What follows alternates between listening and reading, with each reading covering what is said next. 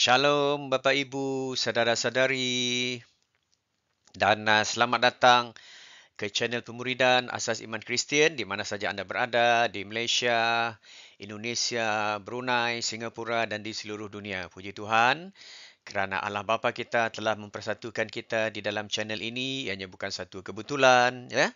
Sebelum kita menghabiskan kira-kira 15 ke 20 minit ya untuk sama-sama belajar topik doa syafaat dalam kehidupan orang percaya, saya pimpin kita di dalam doa. Bapa di syurga, terima kasih Tuhan kerana Engkau telah mempertemukan kami di dalam channel ini ya Bapa. Saya berdoa mohon pimpinan Roh Kudus-Mu, mohon pengurapan Roh Kudus-Mu Tuhan agar kami dapat memahami topik yang kami pelajari pada kali ini untuk iman kami terus berakar, bertumbuh dan berbuah di dalam Engkau ya Bapa.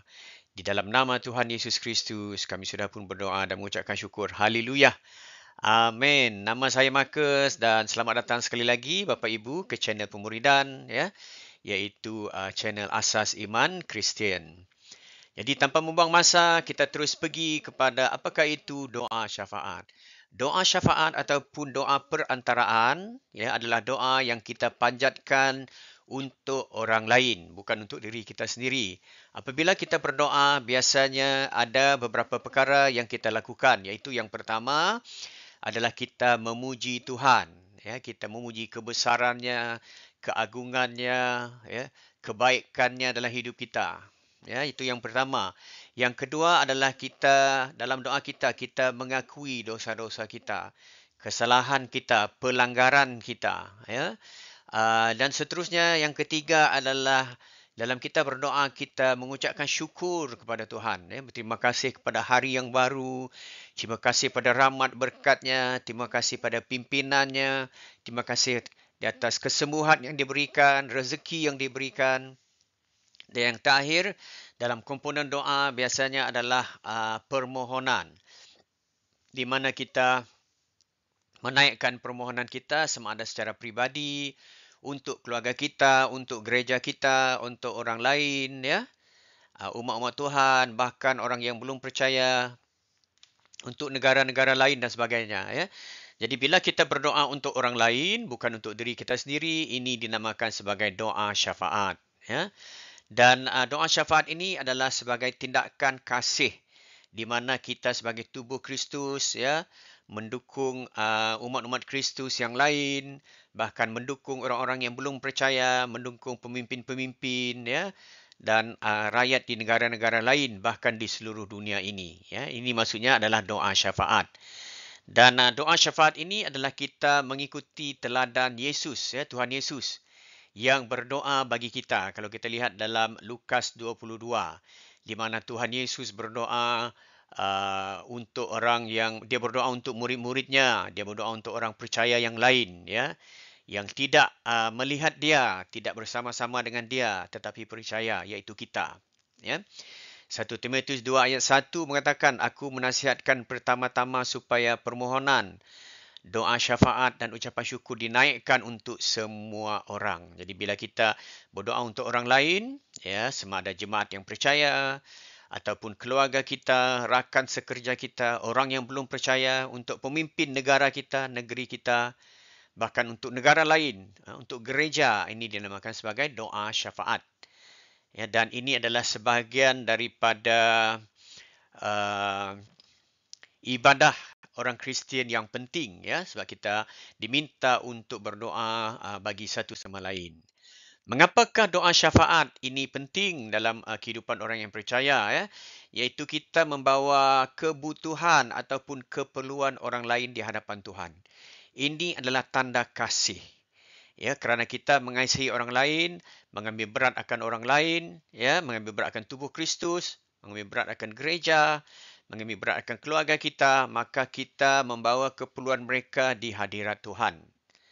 Ya, jadi tugas kita membawa mereka dalam hadirat Tuhan, permohonan mereka. Kita mohon Tuhan melakukan sesuatu bagi mereka. Itu doa syafaat. Ya, jadi ini adalah membantu membawa keperluan orang lain ya dalam hadirat Tuhan.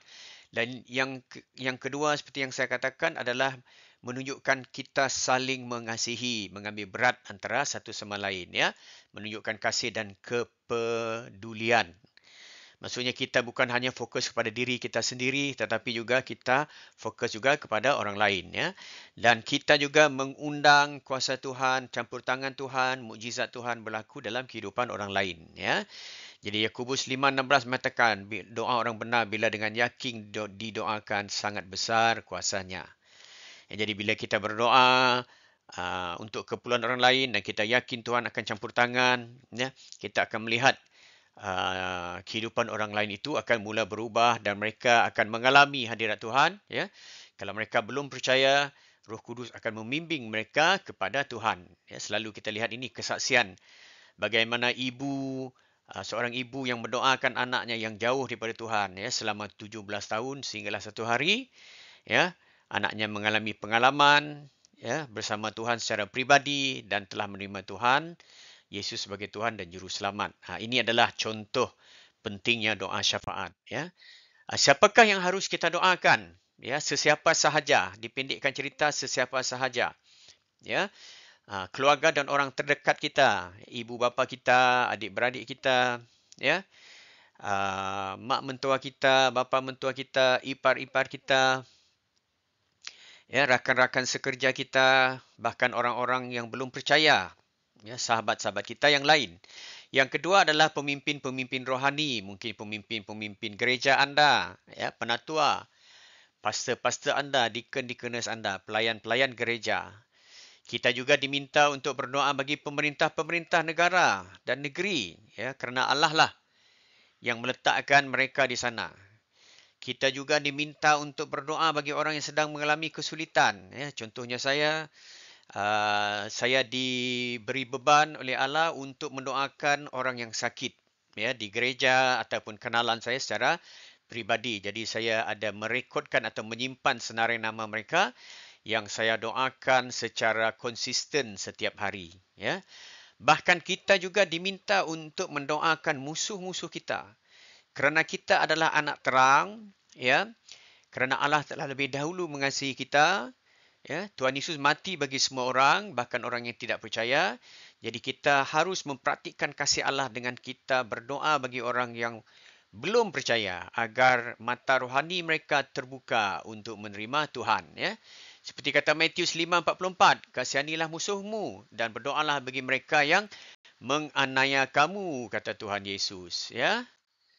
Cara berdoa syafaat yang berkesan, ya. Macam manakah kita boleh berdoa secara berkesan? Yang pertama sekali, kita perlu hadir dalam hadirat Tuhan dengan hati yang rendah, ya. Dengan hati yang percaya, penuh iman bahawa Tuhan akan bekerja di dalam kehidupan seseorang itu. Dan yang kedua, doa kita perlulah doa yang sesuai dengan firman Tuhan. Ya, maksudnya bukan untuk egois kita sendiri, bukan mendoakan kehancuran orang lain, tetapi kita mendoakan benda yang baik-baik dan keselamatan, kesejahteraan orang lain. Ya. Dan yang ketiga adalah berdoa dengan tekun dan tidak jemu-jemu. Maksudnya berterusan berdoa walaupun kita tidak nampak jawapannya, walaupun kita tidak nampak bilakah Allah akan bekerja, tetapi kita terus percaya, kita terus mengetuk pintu Tuhan itu, ya, sebab Tuhan Maha Esa, dia akan menjawabnya pada masa yang ditentukannya. Dan seterusnya kita perlu berdoa dengan tuntunan dan pimpinan Roh Kudus, bukan mengikut pemikiran kita sendiri, bukan mengikut kekuatan kita sendiri, ya, bukan mengikut egois kita sendiri. Ya, seperti kata Roma 8:26, ini adalah berdoa dipimpin oleh Roh Kudus, ya. Roh juga membantu kita. Roh di sini adalah Roh Kudus, ya.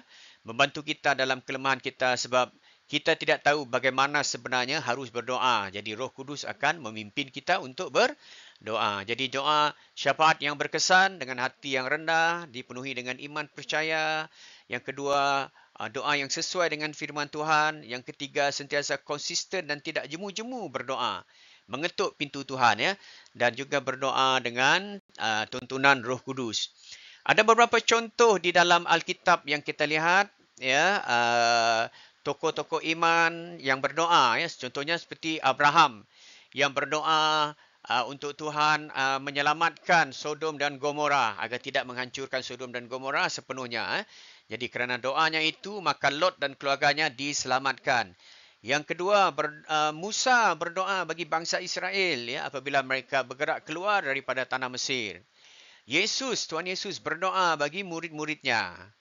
Ya, dan kita lihat Paulus berdoa bagi jemaat-jemaat gereja yang awal kalau kita lihat dalam Kisah Para Rasul ya. Seperti kata Yohanes 17 ayat 9, aku berdoa untuk mereka bukan untuk dunia, aku berdoa tapi untuk mereka yang telah Engkau berikan kepadaku. Di sini Tuhan Yesus berdoa bagi murid-muridnya dan berdoa bagi semua orang yang percaya. Apakah hasil daripada doa syafaat kita kalau kita tidak jemu-jemu ya berdoa dan membawa permohonan orang lain ya dalam doa kita? Yang pertama seperti Ayub ya akan mendatangkan pertolongan Tuhan dan pemulihan. Sesuatu yang perlu kita ingat saudara-saudari, bapa ibu adalah bila kita berdoa maka Allah akan bekerja. When we pray, God moves ya. Jadi kita akan lihat Tuhan campur tangan dalam kehidupan orang tersebut ya dan orang itu akan mendapat kekuatan bila didoakan ya, dia tidak merasa bersendirian ya. Dia tahu Tuhan menyertainya. Dan doa syafaat membawa kesatuan dalam tubuh Kristus sebab jemaat saling mendoakan antara satu sama lain. Dan doa ini kalau kita tekun berdoa akan menunjukkan kuasa dan kasih Tuhan di kalangan jemaat. Jadi Tuhan akan bekerja dalam kehidupan orang kita doakan itu. Tuhan akan bekerja di kalangan jemaat-jemaat. Ya, seperti Ayub 42 ayat 10.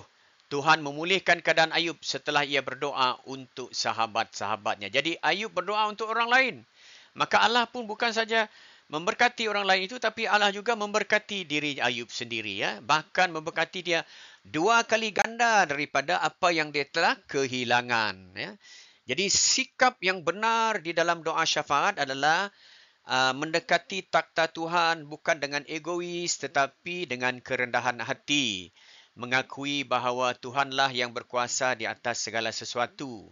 Ya, kita berdoa masuk dalam hadirat Tuhan, mohon pengampunan terlebih dahulu ya, disucikan oleh darah Tuhan Yesus Kristus sebelum kita menghadap takhta Tuhan ya. Kita berdoa dengan sabar dan tekun setiap hari ya, sepanjang masa kita berdoa tanpa jemu-jemu dan juga kita bersandar kepada kehendak Tuhan di mana kita percaya bahawa Tuhan akan bekerja pada waktunya yang sesuai ya. 2 Tawarikh mengatakan, jika umatku yang atas namanya aku disebut, merendahkan diri dan berdoa mencariku, maka aku akan mendengar dari syurga. Jadi, Tuhan berkehendakkan kita datang kepada takhtanya dengan rendah hati, ya, dengan mengakui dosa kita, dengan mengakui kekuasaan Tuhan, ya. Jadi kesimpulannya Bapa Ibu, saudara-saudari, doa syafaat adalah sebahagian penting dalam kehidupan seorang Kristian. Kita perlu melakukannya. Kita dipanggil sebagai tubuh Kristus untuk berdoa bagi orang lain dengan setia. Melalui doa syafaat kita, ya, kita menjadi alat Tuhan untuk membawa perubahan dan berkat kepada orang-orang lain, ya, tubuh Kristus dan orang-orang yang belum percaya.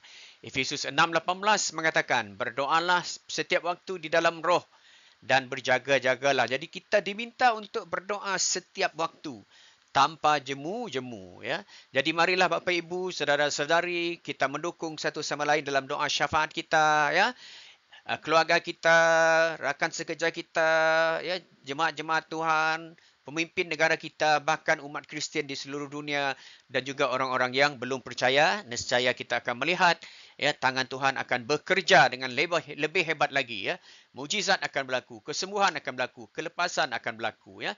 Sebab bila umatnya berdoa, maka Allah akan bekerja. Itu saja untuk kali ini ya. Sampai kita jumpa lagi. Teruskan teguh bersama iman di dalam Kristus dan kasihanilah Allah dan kasihanilah manusia. Shalom.